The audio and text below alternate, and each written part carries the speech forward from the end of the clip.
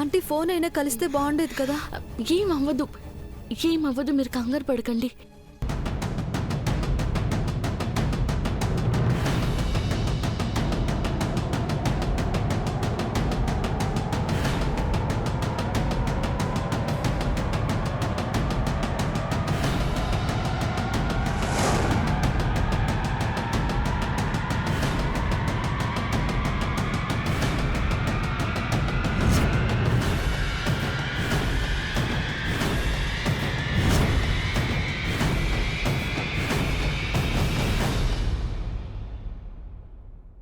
అమ్మ చెప్పినట్టు నడుచుకుంటే నా వెంట 7 అడుగులు నడిచిన పార్వతికి అన్యాయం చేసిన వాడిని అవుతాను. నీలాంబరి మెల్లో తాళి కడితే నా ప్రాణం పోతుంది. ఆ విషయం తెలుసుకున్న పార్వతి గుండాగిపోతుంది. తెల్లవార్తి గుళ్ళో కళ్యాణం. ఏం జరుగుతుందో ఏంటో అంతుపట్టడం లేదు.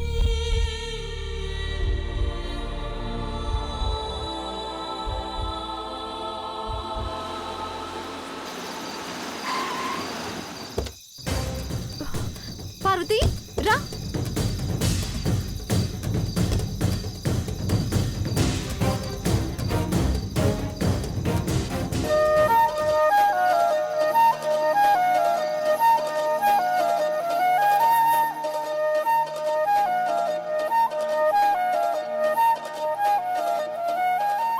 పెద్దబాబు గారు కానొస్తలేర్రా.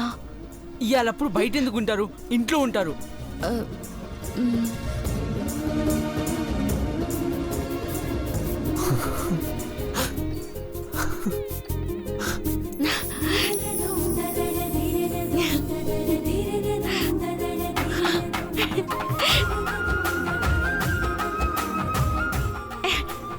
పెద్దబాబు గారు.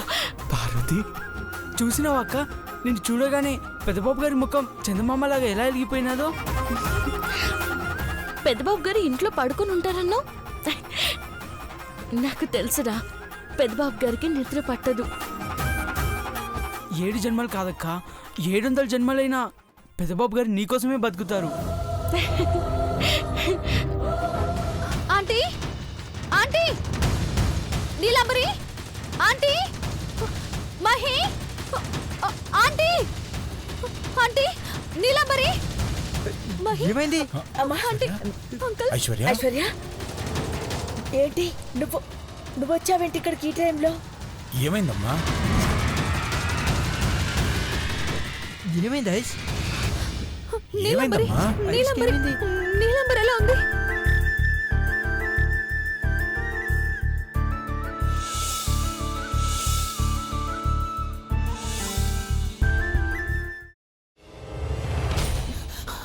నువ్వు ఇంకేమన్నా చెప్పాలా? ఇంకేమన్నా అబద్ధం చెప్పాలనుకుంటే చెప్పేయి. నేను చూడాలనుకుంటున్నాను నన్ను మోసం చేయడానికి నువ్వు ఎంత నీచానికి దిగజారగలవు అని. ఎందుకు ఆలియా, ఎందుకు నువ్వు ఇలా చేసావు? నీకు తెలుసు కదా నానమ్మ తర్వాత నీ ఒక్కదానిని కదా నేను పూర్తిగా నమ్మేది. ఏమన్నావు నువ్వు? ఈ మధ్య అన్నిటినీ మర్చిపోతున్నావా? అది చాలు. వాటిలో ఉన్న శక్తి విషయాన్ని గ్రహించి మనకు వివరిస్తాయి.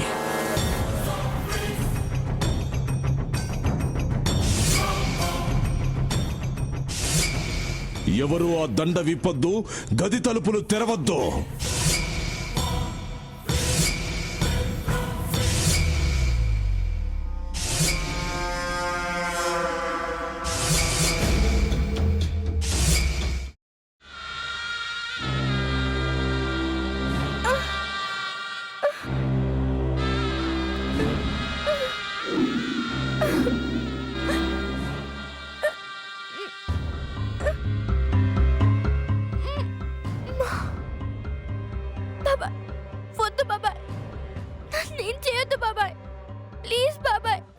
నీకు నిజం తెలిసినప్పుడే నా ఆలోచనలో నువ్వు చచ్చిపోయావు.